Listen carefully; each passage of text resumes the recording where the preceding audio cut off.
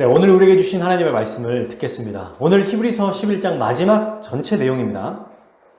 여러분, 믿음이 무엇이죠? 히브리서 11장 1절에서 우리가 봤던 거죠. 믿음은 바라는 것들의 실상이요 보이지 않는 것들의 증거다. 즉, 눈에 안 보이지만 실제로 있다고 확신하는 것을 의미합니다. 그게 믿음이에요. 눈에 안 보여요. 공기도 안 보이고 중력도 안 보입니다. 그런데 있다고 믿잖아요. 믿음도 하나님의 살아계심과 예수 그리스도로 인해서 하나님 나라가 임했다. 십자가 죽음, 이 모든 것들을 눈에 안 보여도 성경을 통해서 실제로 있다고 확신하는 것을 믿음이라고 말합니다. 이게 우리가 믿음을 정의할 때 가장 중요한 정의라고 얘기했고 시작점이라고 얘기했습니다. 히브리서 기자도 이렇게 시작하고 있는 거죠. 그런데 우리가 이 11장에서 지난주까지 믿음에 대해서 뭐라고 얘기하는지 총 11번에 걸쳐서 알아봤어요. 하나씩 제가 읽어드릴 테니까 그동안 살펴본 믿음에 대해서 한번 생각해 봅시다. 첫 번째, 믿음은 전적인 하나님의 은혜로 의롭다 하심을 받아 사는 삶이다. 이게 아벨의 삶이었죠. 동시에 믿음은 하나님과 동행하는 삶이다. 에녹이었고요. 또 두 번째로, 믿음은 하나님의 선물로 받았기에 믿음을 발휘하며 살아가는 삶이다. 노아에 대한 이야기였어요. 자, 믿음은 보이는 세상이 아닌 영원한 하나님 나라, 즉 본향을 소망하며 사는 삶이다. 누구죠? 아브라함. 또 아브라함이 있어요. 네 번째, 믿음은 이해가 되지 않는 상황에도 하나님께 순종하며 사는 삶이다. 아브라함이었죠. 다섯 번째, 믿음은 생의 마지막, 인생의 마지막 순간까지도 하나님만을 붙들며 사는 삶이다. 이삭. 여섯 번째, 믿음은 인생의 마지막 순간까지도 하나님을 예배하며, 끝까지 하나님을 예배하며 살아가는 삶이다. 야곱이었습니다. 일곱 번째, 믿음은 어떤 상황에서도 하나님을 원망하지 않으며 살아가는 삶이다. 누구? 아들? 그렇지, 요셉입니다. 감옥에 갇히고 보디발의 노예로 팔려가도 원망하지 않았죠. 그리고 믿음은 이 세상보다 누구를 더 두려워한다? 하나님을 더 두려워하며 살아가는 삶이다. 누구였습니까? 모세의 부모님 아므람과 요게벳. 그렇지. 또 믿음은 이 땅에서 받는 고난을 상급으로 여기며 살아가는 삶이었습니다. 이렇게 얘기했습니다. 모세였어요. 또 열 번째, 믿음은 보이지 않는 하나님을 실제로 보는 것처럼 살아가는 삶이다. 모세였어요. 그리고 지난주 마지막 우리가 살펴봤던 믿음은 하나님이 위에는 하늘에서도 아래는 땅에서도 하나님이심을 믿는 삶이다. 라합입니다. 좋아요. 우리는 이렇게 지난 3달 동안 거의 시리즈 이거를 정말 책은 너무 부족해서 못 내고 어떤 자료집으로 낼 정도로 이게 참 굉장히 뿌듯하더라고요. 3달 동안 믿음에 대해서 살펴봤습니다. 오늘 히브리서 11장을 통해서 믿음에 대한 마지막 정의예요. 주보 한번 볼까요? 주보에 뭐라고 되어 있는지 제목을 한번 읽어봅시다. 이게 12번째 마지막 믿음에 대한 정의입니다. 같이 주보에 제목 있죠? 읽겠습니다. 시작. 믿음의 삶 12번째, 예수 그리스도 안에서 세상을 이기며 사는 삶. 네, 이 12번째 오늘 말씀이 1절부터 31절까지의 전체를 다 포괄하고요. 오늘이 사실은 결국 우리와 어떤 관계가 있느냐, 이 믿음의 삶이 이것을 말해주고 있습니다. 그래서 오늘 11장의 모든 것들을 다 잊어버려도 예수 그리스도 안에서 세상을 이기며 사는 게 바로 믿음이다. 이걸 잊어버리면 안 돼요. 다 중요하지만 오늘 이 제목이 핵심입니다. 그래서 오늘 여기에 관련된 말씀을 통해서 한번 좀 살펴보려고 합니다. 오늘 본문은 굉장히 길죠. 그동안에 한 절, 두 절 가지고 꽤 오랫동안 설교했는데 오늘 구조는 길기 때문에 3가지로 좀 나눠서 보겠습니다. 먼저 간단하게 이야기해보면 32절부터 37절까지는 구약의 성도들이 어떻게 믿음으로 살았는지를 설명해요. 구약 성도들이 어떻게 믿음으로 살았는가, 믿음에 대한 내용을 얘기합니다. 믿음의 내용. 그리고 38절은요, 그 결과가 어떠한지를 설명해요. 믿음으로 살았던 그들의 그 결과, 그렇게 살았더니 어떻게 됐는가, 이 결과에 대한 이야기고요. 마침내 가장 중요한 부분이 나왔습니다. 39절과 40절, 이 구약 성도들의 믿음과 우리와 어떤 관계가 있는지를 설명해요. 그냥 쭉 구약 성도들의 설명만 하는 게 아니라 결국 이들의 믿음과 우리의 믿음이 어떤 관계가 있는가 이걸 설명하는 겁니다. 자, 이렇게 큰 그림을 그려놓고 말씀을 하나씩 살펴보겠습니다. 32절부터 37절까지 구약의 성도들이 어떻게 믿음으로 살았는지 설명한다고 얘기했죠. 자, 32절 한번 읽어볼까요? 시작. 내가 무슨 말을 더하려? 기드온, 바락, 삼손, 입다, 다윗 및 사무엘과 선지자들의 일을 말하려면 내게 시간이 부족하리로다. 네, 여러 사람들이 등장합니다. 그죠? 기드온, 바락. 근데 여러분 순서를 보시면 실제로 역사적으로 바락이 기드온보다 먼저 된 사람이고요. 삼손보다 입다가 또 먼저 된 사람이에요. 다윗, 사무엘도 사무엘이 다윗보다 더 앞에 있는 사람이에요. 그러니까 지금 순서가 중요하지 않다는 것을 알 수 있겠죠. 그죠? 그러니까 라합까지는 구약 성경 중에 아주 대표적인 인물들을 설명했고 그분들의 행위를 통해서 믿음이 무엇인지 알려줬습니다. 근데 오늘 여기 32절부터는 이 구약의 인물들 중에 이름들만 나열하고요. 믿음의 행위들도 뒤에 한꺼번에 설명해요. 그러니까 32절에는 믿음의 대표적인 사람들이 아니라 여러 사람들을 이야기하고 33절부터 37절까지는 이들의 삶이 이들이 어떻게 살았는지를 설명하는데 우리가 무엇을 기억해야 되느냐? 32절에 나와 있는 사람들만 또 생각해서는 안 된다는 거예요. 모든 사람들이 다 들어 있습니다. 즉 32절은 32절에 나와 있는 기드온부터 사무엘까지만 이야기하는 게 아니라 구약 성경에 나와 있는 모든 믿음의 사람들을 통틀어 설명하는 거예요. 왜 그렇게 이야기할 수 있느냐?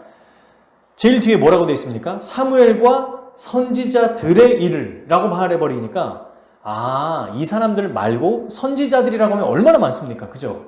그러니까 사실상 구약 성경에 있는 모든 인물을 지금 이야기하는구나 이렇게 우리가 생각하면 되겠어요.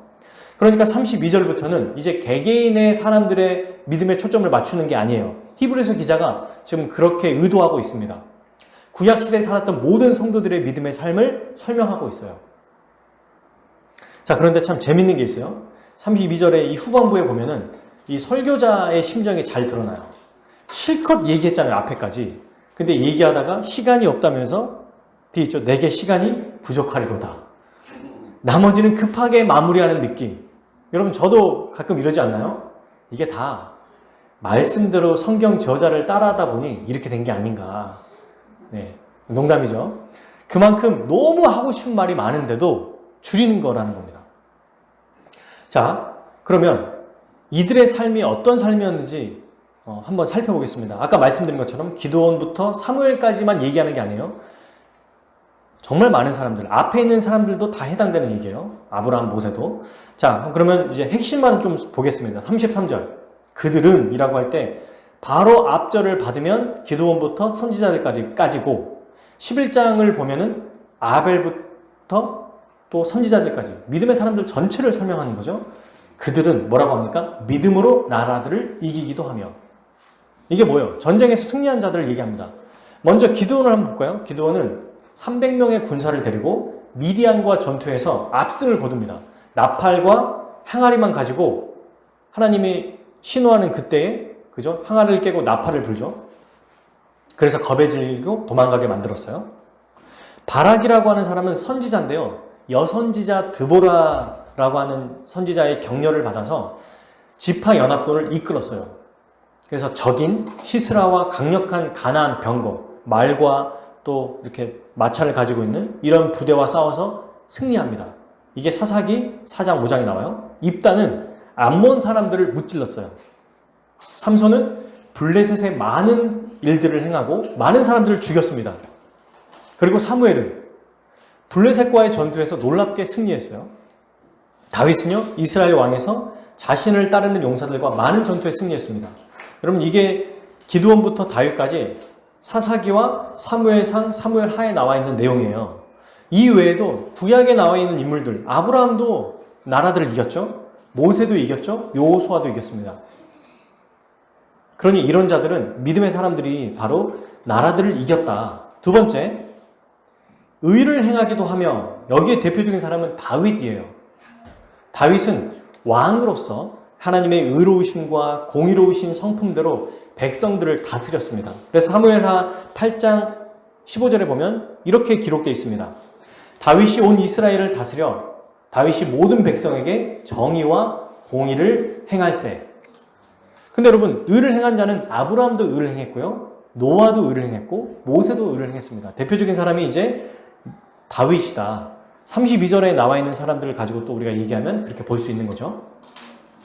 자, 그러면 약속을 받기도 하면은 뭘까요? 이런 자들은 누구냐? 여기 32절에, 33절에도 약속이 나오죠. 그런데 39절에도 약속이 나오거든요. 똑같은 단어가. 여기 33절의 약속과 39절의 약속은 다른 의미입니다. 33절은 복수 형태로 되어 있어요. 그러니까 하나님께서 일반적으로 믿음의 사람들에게 주신 약속들 있잖아요. 아브라함에게 아들을 주시겠다. 또 기드온과 입다에게 이 나라를 내가 승리하게 해주겠다. 가나안 땅을 너에게 차지하게 해주겠다. 다윗에게 전쟁을 승리하게 해주겠다.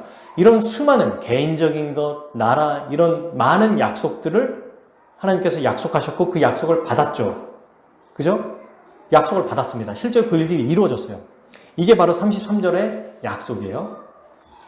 39절의 약속은 하나님의 계획하신 것 단수로 되어 있습니다. 하나예요, 하나. 즉 예수 그리스도를 통한 새 언약의 성취를 얘기하는 거예요. 이따 뒤에서 한 번 더 살펴볼 거예요. 그러니까 앞에 있는 약속과 뒤에 있는 약속은 다르다. 앞에 있는 거는 일상적으로 살아갈 때 하나님께서 그들의 삶에 약속하신 것들을 받은 것이고, 뒤에 있는 약속은 단 하나, 역사적으로 딱 한 번 일어날 것, 그것을 바로 이야기하는 거다. 이렇게 이해하면 되겠어요. 그냥 약속을 받은 자들은, 모든 믿음의 사람들이 다 약속을 받았죠. 그죠? 자, 그리고 사자들의 입을 막기도 하며, 이 사람은 누굴까요? 삼손. 정답. 또 있습니다. 입을 막았다는 거는, 그렇죠, 다니엘. 또 한 명 있어요. 누굴까요? 다윗이에요. 삼손은 맨손으로 사자를 찢어 죽였고, 이게 사사기 14장 6, 7절에 나오고요.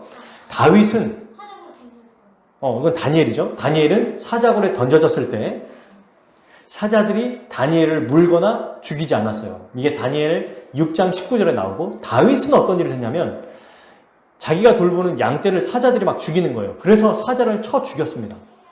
이게 사무엘상, 손으로 죽이진 않았지, 17장 34절에서 36절까지 내용이에요. 자, 이렇게 사자들의 입을 막은 자들이 있어요. 자, 그리고 불의 세력을 멸하기도 했어요. 이게 말이 뭡니까? 불이 왔는데도 불로 멸망하지 않았다는 거예요. 누굴까요?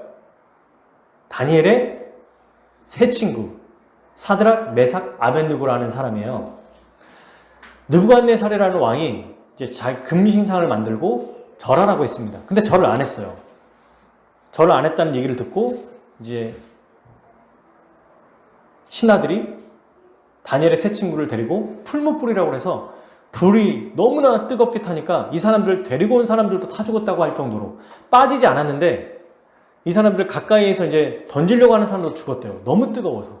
그 정도로 뜨거운 곳인데 거기에 빠졌습니다. 빠졌을 때 이 세 사람은 머리카락 한 올도 그을리지 않았어요.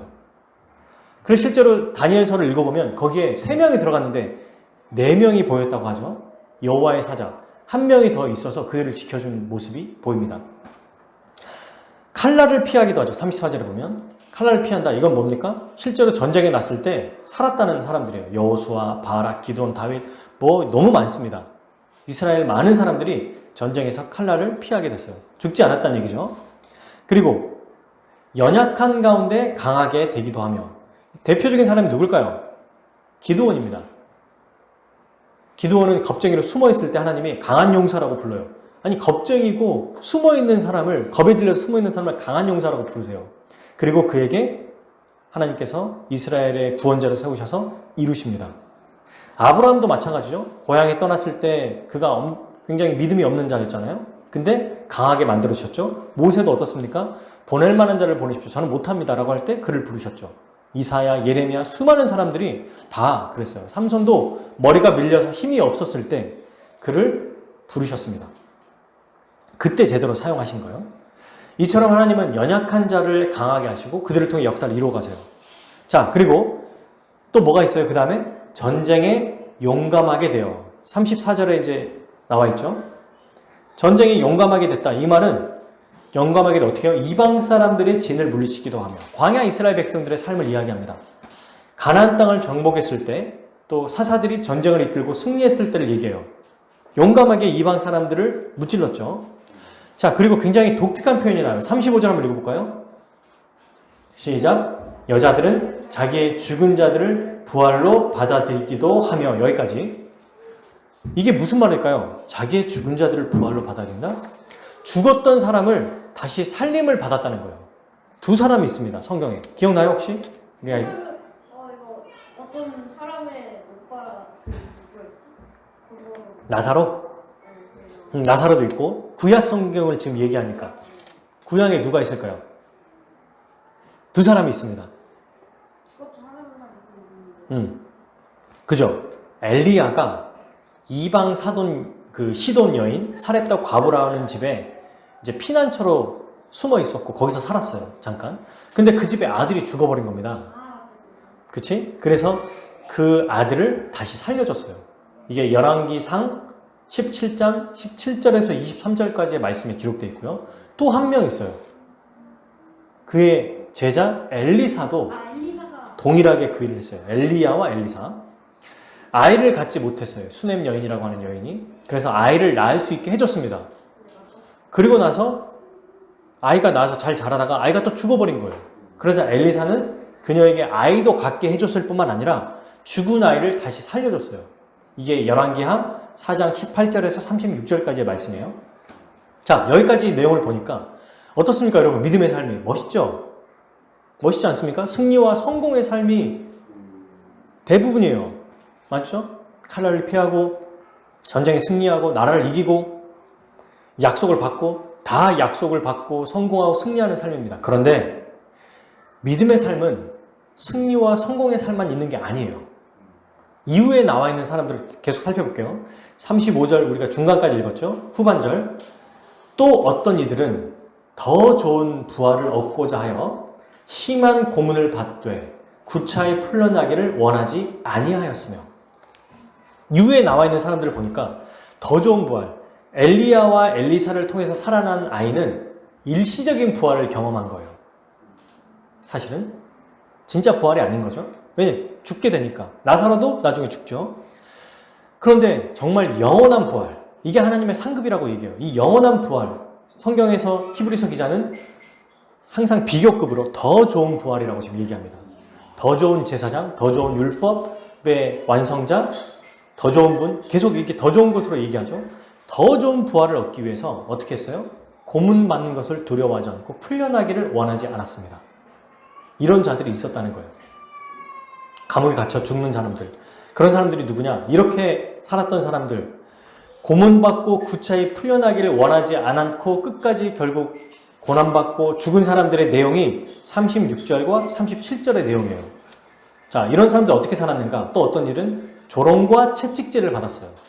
구약의 선지자들이 여러분 주로 이 일을 당했습니다. 선지자들이 말할 때 백성들이 어떻게 했냐면 조롱했어요. 그리고 계속 무시했습니다.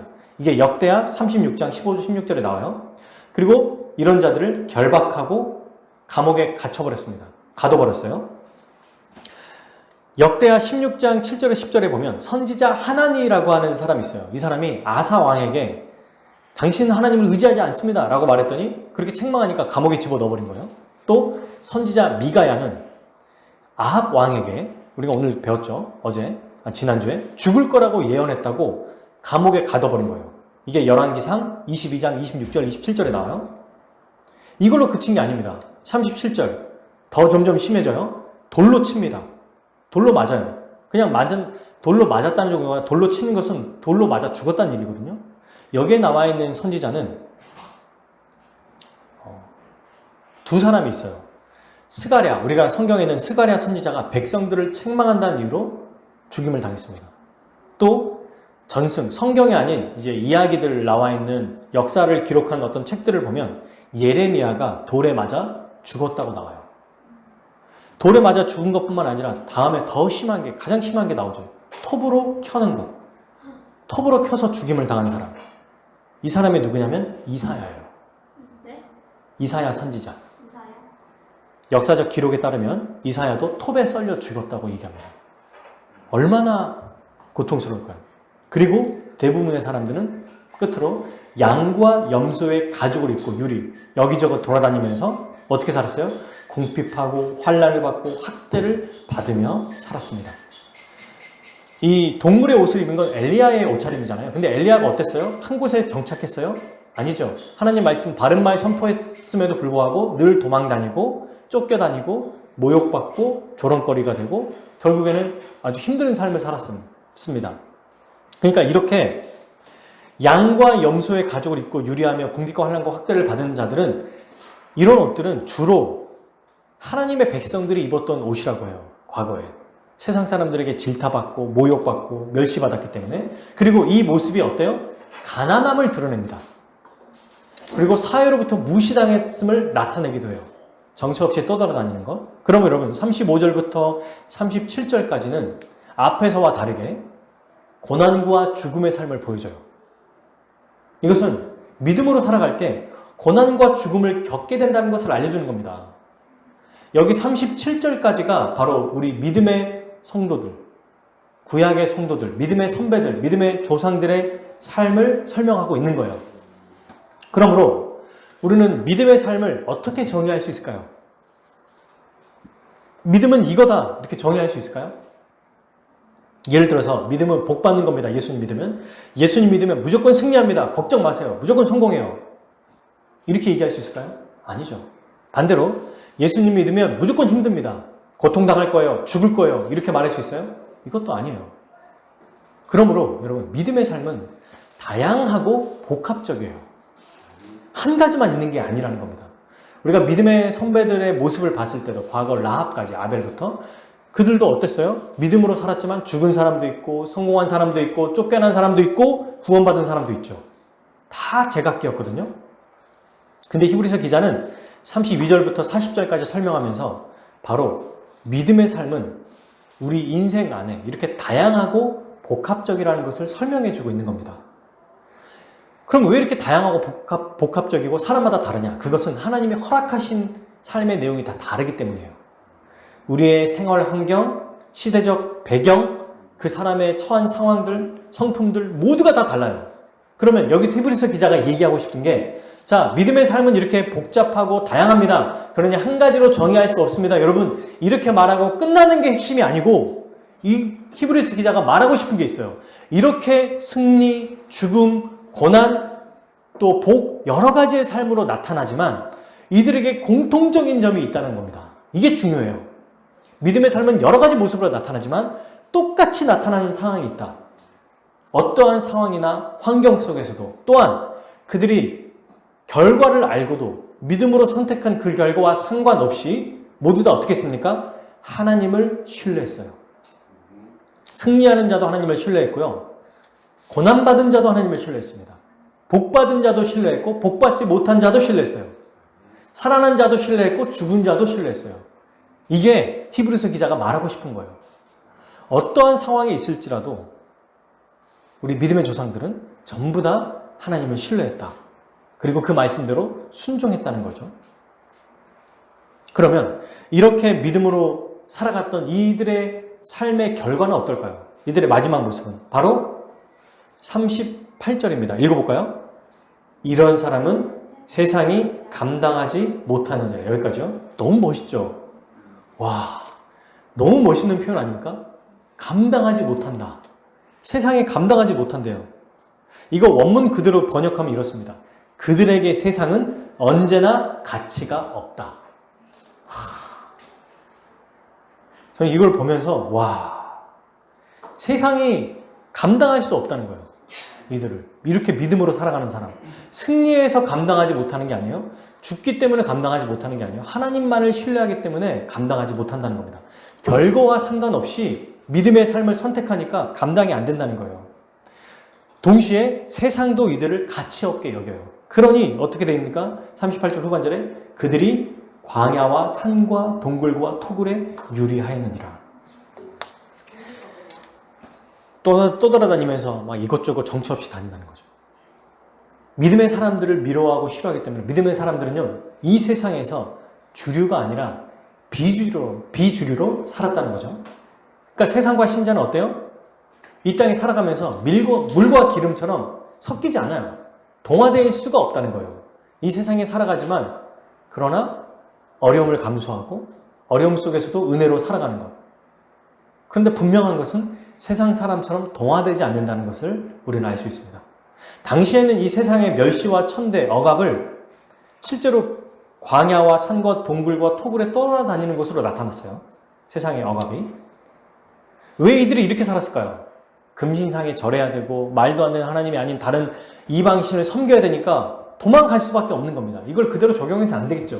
지금도 뭐 우리끼리만 어디 저기 바닷가 가서 삽시다. 이게 아니고 이들에게는 이게 믿음을 지킬 수 있는 방법이었던 겁니다. 복음을 거부하고 억압하는 세상에 그들의 입맛에 살 수 없었던 거예요. 보이지 않는 세상, 하나님 나라, 영원한 그 나라를 바라보며 살았기 때문이죠. 근데 왜 세상이 이런 자들을 감당하지 못할까? 이유가 뭘까요? 이유가 뭘까요? 왜 감당하지 못할까?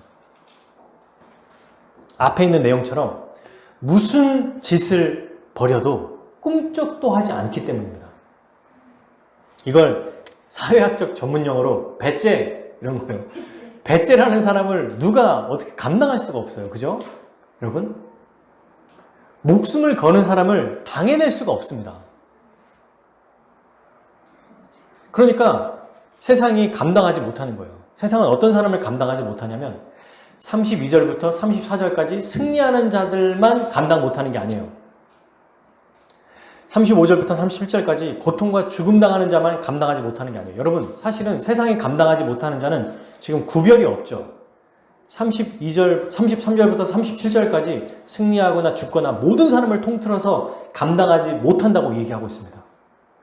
승리를 하든 실패를 하든 잘 살든 못 살든 돈이 있든 없든 건강하든 건강하지 않든 명예롭든 명예롭지 않든 그거와 상관없이 말씀대로 순종하며 살았기 때문이에요.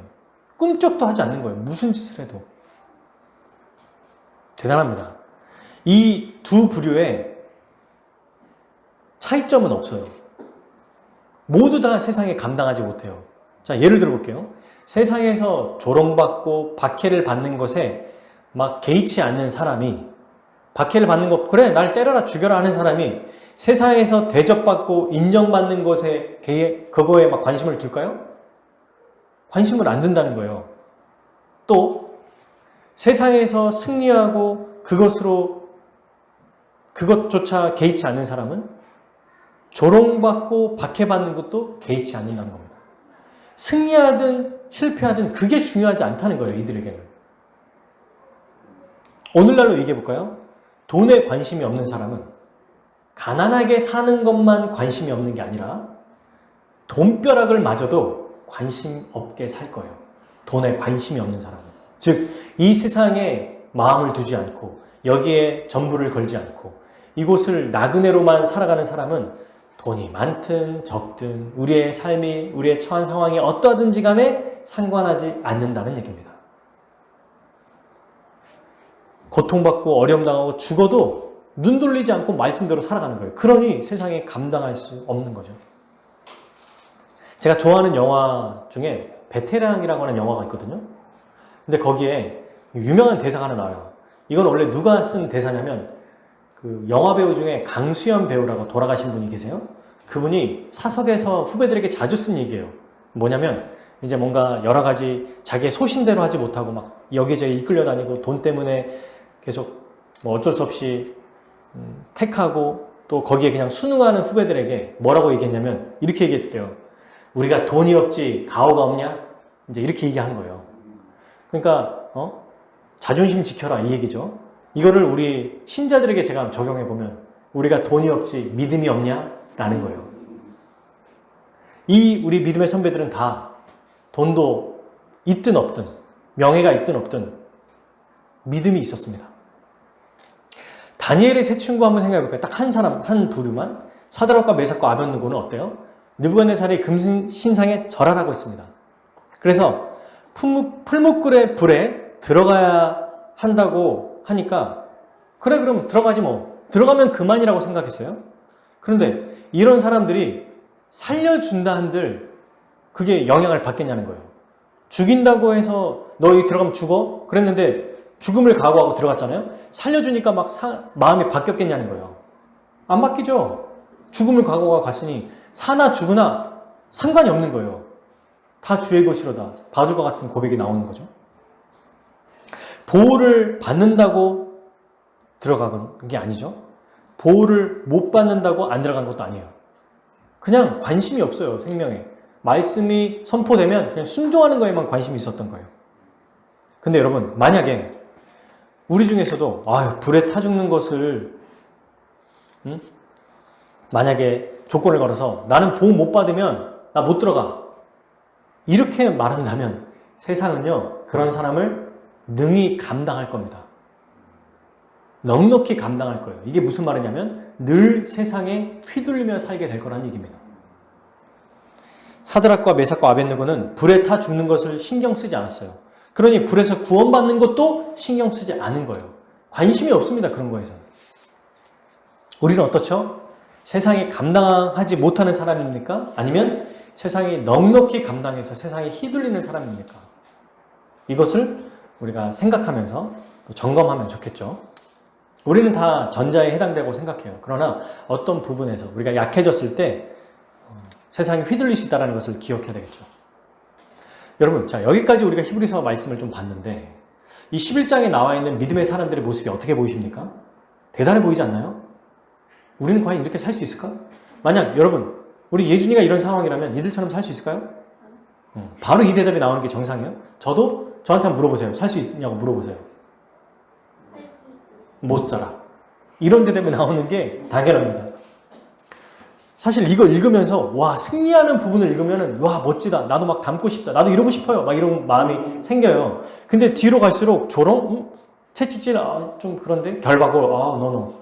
돌로 치는 거, 톱으로 치는 거 하면 X. 우리 승원이가 안 돼 할 때 안 돼! 요즘에 이렇게 X 하면서 하거든요. 안 돼요, 안 돼. 싫은 거야. 너무 무서워요. 두렵습니다. 이 장면이. 싫은 거예요. 근데 어떻게 이 사람들은 이렇게 살 수 있었을까? 그들의 믿음이 대단해서일까? 아닙니다. 그럼 원래 훌륭해서일까? 아닙니다. 우리는 잘 알아요. 바로 하나님의 은혜 때문입니다.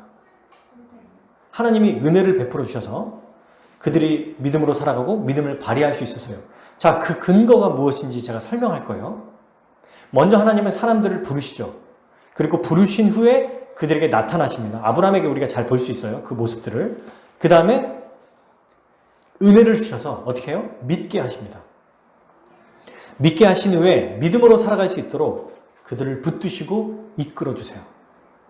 그런데 여러분, 이렇게 부름받은 자들이 어떤 사람인지 한번 생각해 봐야 됩니다. 자, 이렇게 부름받은 사람들이 어떤 사람이에요? 아브라함만 생각해 보세요. 대단한 사람이에요? 믿음이 있는 사람이에요? 아니죠. 아브라함을 처음 그렇게 택했다는 건 나머지 모든 사람들도 다 그런 사람일 거라는 것을 예상할 수 있겠죠. 실제로 하나님이 부르신 사람들은 다 연약하고 실패하고 죄 많은 사람들이었어요. 그런데 이런 자들을 하나님은 값없이 은혜를 베푸셔서 강권적으로 붙드시고 사용한 겁니다. 그러니까 그들이 부족하든 연약하든 죄가 많든 그거와 아무 상관이 없어요. 위대하신 하나님께서 붙잡은 자들은 위대한 믿음을 발휘할 수밖에 없다는 겁니다. 근데 왜 하나님이 이렇게 실수하고 실패하고 죄 짓는 자를 택할까요? 이들을 택한 이유는 그들의 노력이나 사람의 재능이 아니라 오직 하나님이 행하셨다는 것을 드러내실 수 있기 때문입니다. 하나님의 영광이 극대화되기 때문이죠. 그렇기에 하나님은 연약하고 죄 많고 흠 많은 자들을 택하세요. 지금도 마찬가지입니다. 그러므로 우리도 가능한 거예요. 하나님께 붙들림 받으면 우리도 위대하게 사용될 수 있습니다. 여러분, 이게 성경의 증거예요. 근데 어떻게 붙들림 받을 수 있는가? 교만한 자를 멀리하고 겸손한 자를 가까이 하시거든요. 그러니 심령이 가난한 자로 날마다 하나님 앞에 엎드리는 자는 하나님께서 그를 붙잡아서 위대하게 사용하신다는 거예요. 32절에 나오는 성경의 인물들 다 대단한 사람들이었죠? 하지만 아니에요.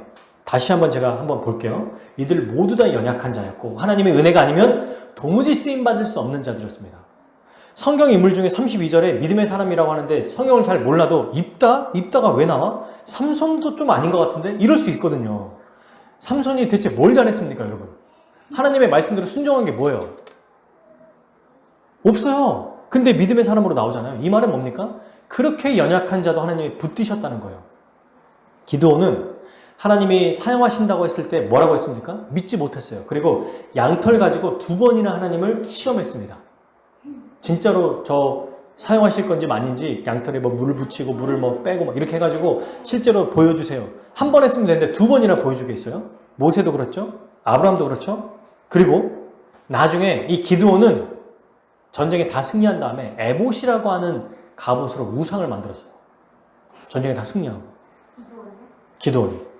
바락은 어떻습니까? 겁이 많아서 못했어요, 아무것도. 여선지자 드보라가 다 한 거예요, 사실은. 할 줄 아는 게 없었어요. 삼손은요, 성적인 충동에서 자기 인생을 다 바친 사람이에요. 지 멋대로 살았던 사람이에요. 천방지축. 잘한 게 아무것도 없습니다, 실제로. 이방 여인을 너무 사랑해가지고 하나님께서 주신 그 은혜를 그냥 개차반처럼 던져버렸죠. 머리털을 다 밀어버린 거예요. 그런데 사사기에 보면 핵심 딱 한 줄이 나와 있는데 뭔지 아세요? 그의 머리털이 다시 자라기 시작했더라. 이게 하나님이 연약한 자를 강하게 하시는 거. 가장 약한 그때에 가장 강하게 하시는 그 하나님의 능력이 나타나지 않습니까? 그죠? 입다는요. 입다는 신분 자체가 서자였어요. 첩에게 난 자식이었거든요. 근데 너무 싸움을 잘하니까 이제 그 마을, 이 나라 장로들이 이 입다에게 와서 좀 우리의 장군이 되어 주십시오. 몇 번을 했는데도 이제 합니다. 그리고 입다가 경솔하게 서원을 해요. 하나님 앞에. 하나님, 전쟁에서 승리하게 해주시면 우리 집에 제일 먼저 마중 나오는 그 대상을 제가 산제물로 제사로 드리겠습니다. 라고 했어요. 강아지가 나올 수도 있고 동물이 나올 수도 있잖아요. 근데 누가 나온지 아세요? 자기 딸이 나온 거예요. 하나밖에 없는 딸이. 그럼 하나님은 그 서원을, 인신제사를 제일 싫어하거든요. 그거를 안 드린다 한들 그에게 저주를 내리시지 않는다는 말이에요. 근데 자기가 한 서원을 지키겠다고 자기 딸을 제물로 바칩니다. 이런 자예요, 이런 자. 입다가. 근데 성경 인물이 나온다니까요, 여기. 32절에. 다윗은요, 다른 결혼한 유부녀를 사랑해서 유부녀를 강압적으로 폭행하고 또 그의 남편 우리아를 죽여버렸죠. 이런 자였습니다. 사무엘은 뭐 없을 것 같죠? 근데 사무엘은 출생부터 굉장히 부족해요. 임신하지 못했습니다, 한나가. 그래서 임신하게 해서 겨우 태어난 자요. 그의 인생의 삶에서는 하나님이 이끌어 주셨지만 그가 아주 잘못한 게 하나 있습니다. 그는 유대했지만 아들들은 아주 악했어요. 사실 개차반 같은 애들이었어요, 2 아들이. 근데 이 아들을 선지자로 세운 거예요. 누구 하나 제대로 된 사람이 없습니다. 특히 32절에 나와 있는 사람들. 그런데 하나님이 택하시니까, 하나님이 붙드시니까 위대한 자로, 대단한 자로 믿음을 발휘할 수 있었던 거예요. 그러면 여러분, 아무리 엉망인 사람도요, 하나님이 그 사람을 택하고 사용하시면 세상에 그 어떤 것도 막을 방법이 없는 거예요. 실제로 하나님은 허수아비를 통해서도 자기의 뜻을 완전하게 이루어 가실 수 있는 분입니다. 예수님이 그러셨죠? 이 돌들로도 뭘 한다? 아브라함의 자손을 만들 수 있다. 돌로도 사용하실 수 있는 분인데 그런 죄 많은 인간이라고 사용하지 못하겠는가? 너무 감사한 일이 있습니다. 이런 하나님이 스스로 하실 수 있음에도 불구하고 사람을 사용하셔서 자기의 뜻을 이루기를 기뻐하시는 거죠. 그죠? 이 얼마나 감사한 일인가. 그러니까 여러분, 하나님은 연약한 자를 붙드시고 일하시기를 기뻐하시는 거예요. 성경에서 쓰임받은 자들이 모두 이 소수의 사람들, 이방인, 멸시와 천대를 받는 사람들이었어요. 이런 사람들이 쓰임받았어요. 소수기도 하고 이방인이기도 하고 멸시와 천대를 받은 사람이었어요. 그러므로 우리도 얼마든지 하나님께 붙들림 받아 능력 있게 살 수 있습니다. 왜? 이건 우리의 힘과 능력으로 달려있는 게 아니에요. 전적인 하나님께로부터 나온 것, 하나님께 달려있기 때문에 그래요. 근데 여기서 너무 참 신기한 사실은 히브리서 기자는 여기서 그치지 않아요, 여러분. 여기서 그치지 않고 우리가 구약의 믿음의 조상들보다 훨씬 더 큰 믿음을 발휘하며 살 수 있다고 얘기합니다. 아니, 그저 비슷하기만 해도 성공했다고 할 텐데, 따라하기만 해도 와, 잘했다고 할 텐데, 이들보다 훨씬 더 뛰어난 믿음으로 살 수 있다고 얘기하고 있는 거예요, 히브리서 기자가. 이게 가능할까요? 네. 왜 가능합니까? 바로 우리 주 예수 그리스도 때문이에요. 예수 그리스도로 인해서 우리는 구약에 있는 성도들보다 더 큰 믿음을 발휘하고 믿음으로 살아갈 수 있습니다. 우리 주 예수님이 이 땅에 오셔서 믿음의 사람들에게 열거했던 것처럼 세상이 감당하지 못하는 삶을 사셨죠. 우리 주 예수님이 승리와 고통을 함께 겪으셨고 복과 죽음을 함께 겪으셨습니다. 이 모든 복합적이고 다양한 믿음의 삶을 모두 다 겪으셨어요. 승리와 복을 누리고 고난과 모욕으로 십자가에서 죽임을 당하시기까지 했습니다. 그래서 예수님의 오심으로 하나님 나라가 이 땅에 임했고 십자가 사역으로 우리의 모든 일들을 다 이루셨죠. 죄사함, 완전한 의, 하나님이 약속하신 새 언약을 성취하신 거예요. 그게 39절에 읽어볼까요? 이 사람들은 다 믿음으로 말미암아 증거를 받았으나 약속된 것을 받지 못하였으니. 이 사람들이 누구예요? 앞에 있는 구약 선배들. 이 사람들은 믿음으로 살았지만 증거를 못 받았어요. 무슨 증거? 아직 약속, 예수 그리스도의 새 언약을 못 받았다는 거예요. 그리고 40절 읽어볼까요? 이는 하나님이 누구를 위해? 우리를 위하여 더 좋은 것을 예비하였은즉 우리가 아니면 그들로 온전함을 이루지 못하게 하려 하십니다. 아멘. 더 좋은 것이 뭡니까? 약속이에요. 새 언약. 예수님이 이루신 것. 그러니까 여러분, 우리는 보세요. 믿는 순간 성령님을 받아서 예수님이 성취하신 모든 것을 은혜로 거저 받았어요. 우리가 이룬 게 아니라 성령께서 그 일을 행하시는 거예요. 그러므로 예수님을 믿는 자들은 우리의 힘과 능력 때문이 아니라 예수님으로 인해서 그분으로 말미암아 믿음으로 살아갈 수 있는 겁니다. 즉 예수님이 오시기 전에 살았던 구약의 성도들보다 훨씬 더 큰 믿음으로 살아갈 수 있어요. 왜? 예수님이 행하신 그 은혜의 복을 우리에게 주셨기 때문에. 그러니까 차이가 뭐냐면 구약에 있는 성도들과 우리는 믿음이 더 뛰어나다, 우리가 더 훌륭하다, 우리가 더 대단한 사람이다가 아니라 예수님이 오시기 전이냐 후냐의 그 차이예요. 예수님이 오시기 전에 태어났다면 우리도 최고의 믿음이 구약에 있는 믿음의 선배들과 같았을 거예요. 그러나 신약에 있는 믿음의 사람들과 같은 믿음은 없어요. 왜? 그건 우리 힘으로 만들어낼 수 있는 게 아니니까. 예수님이 오셔서 이루어내셨기 때문에 그것 자체를 받았기 때문에 더 큰 믿음으로 살아갈 수 있는 거지 우리의 노력이나 재능이 능력이 아니라는 겁니다. 참 감사한 것은 히브리서 말씀을 받고 있는 이 신약의 성도들 그리고 우리의 성도들이 하나님이 어떻게 하셨냐면 우리를 예수님이 오신 이후에 태어나게 하셨어요. 이게 우리에게 더 큰 복인 거예요.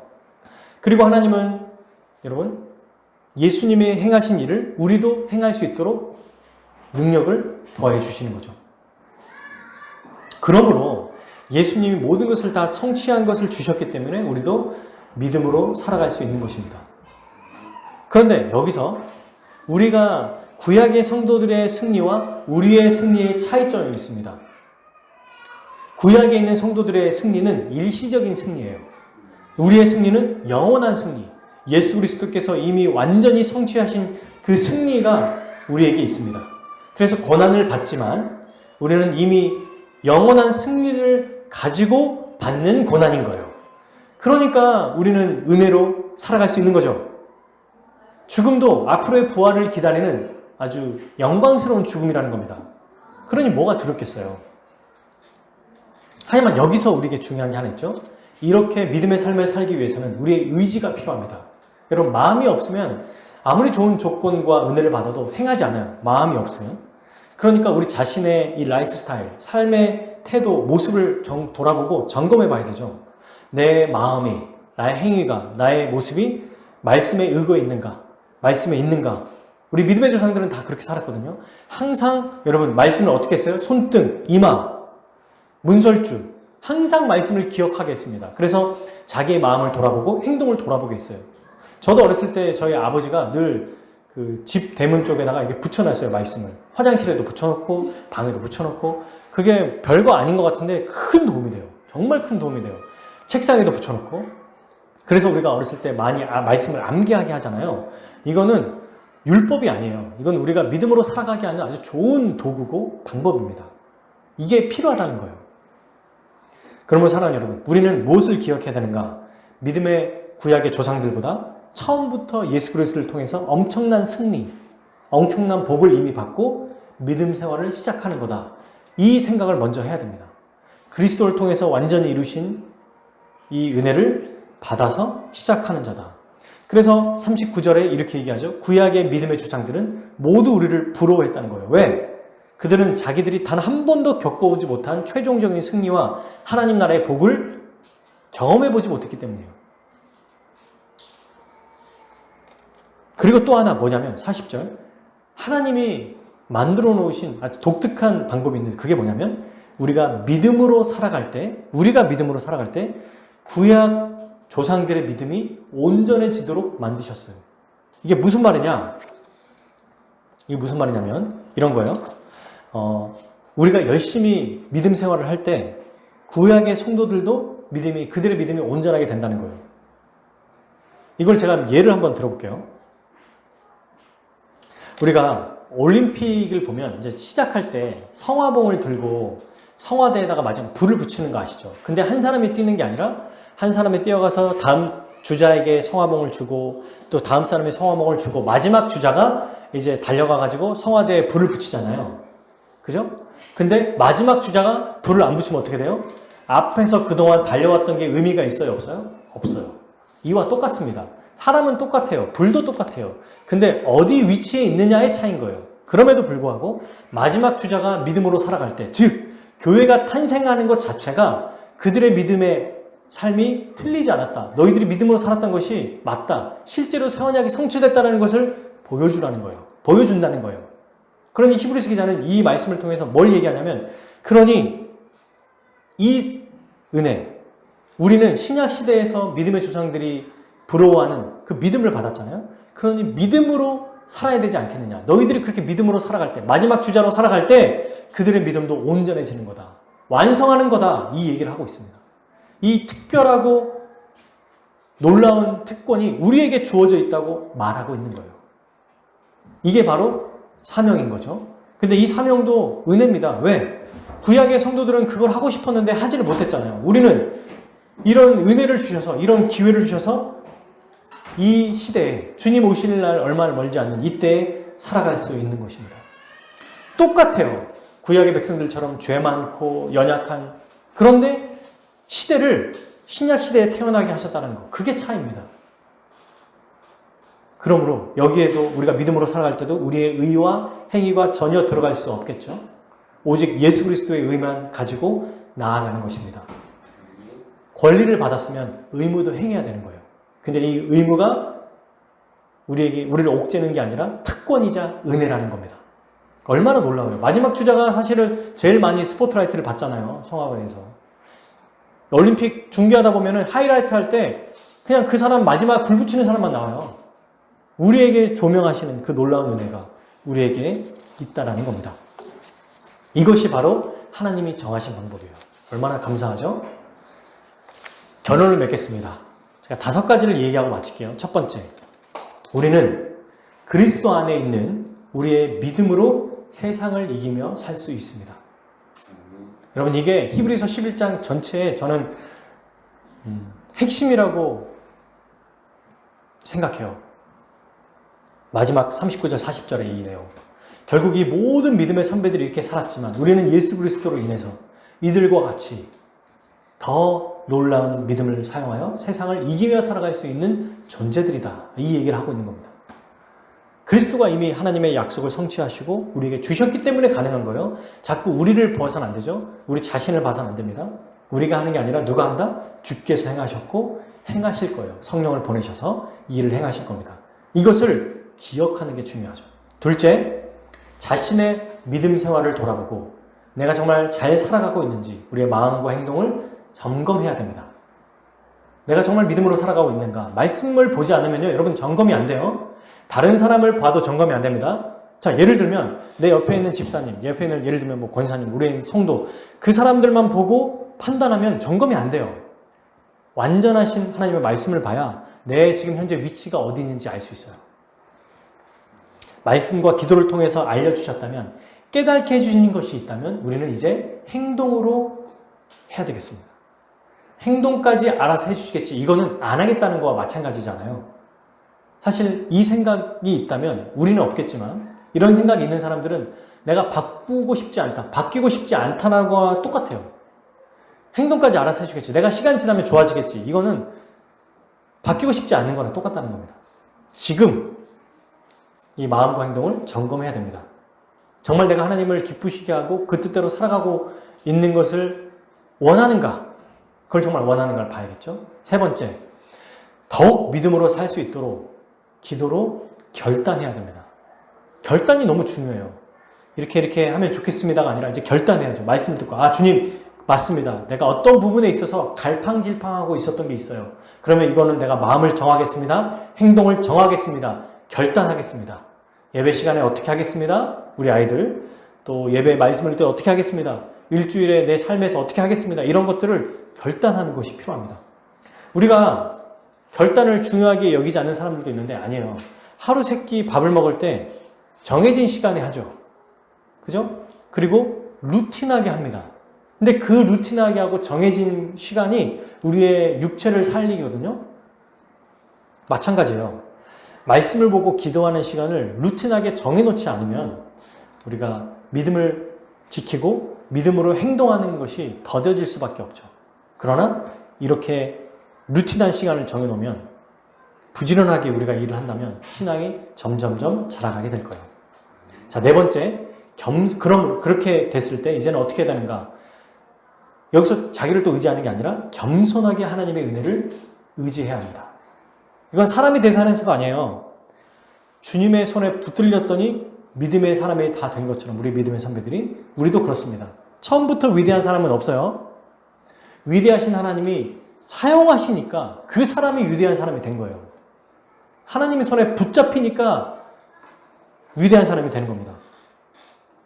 근데 놀라운 건, 하나님은 자신의 영광을 위해서 비주류, 연약한 자들, 죄 많은 자들, 비천한 자들, 여인들 중에서도 창기였던 라합을 사용했던 것처럼 그런 자들, 미래가 없는 자들을 택하십니다. 왜? 그렇게 절박한 상황에 있는 자들은 이 세상 어떤 것도 의지하지 못하거든요. 오직 하나님밖에 의지할 수밖에 없어요.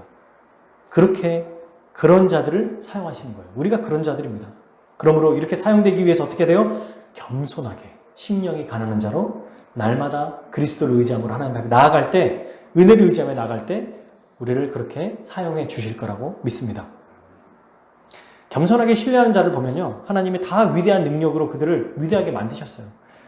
방금 우리가 32절 살펴봤던 이런 인물들도 얼마나 우리가 생각할 때, 와, 내가 이거보다 낫겠는데 라고 하는 분들도 있잖아요. 근데 이들의 특징은 하나님께 붙들림 받아서 살았다는 것. 이렇게 은혜를 의지할 때 우리도 이 세상에 감당하지 못하는 자로 만드시고 이끌어 가실 겁니다. 끝으로 마지막 다섯 번째, 교회와 함께 믿음으로 살아갑시다. 우리 목사와 성도들에게 함께 서로 기도를 부탁해야 돼요. 이런 점들을 위해서 기도해 주십시오. 이런 연약한 분들이 있습니다. 이것을 위해 기도해 주십시오. 그래서 함께 문제를 나누고 함께 해결해야 됩니다. 여러분, 예배와 기도의 자리에 나와서 함께 하나님 앞에 나아가는 것이 너무 중요해요.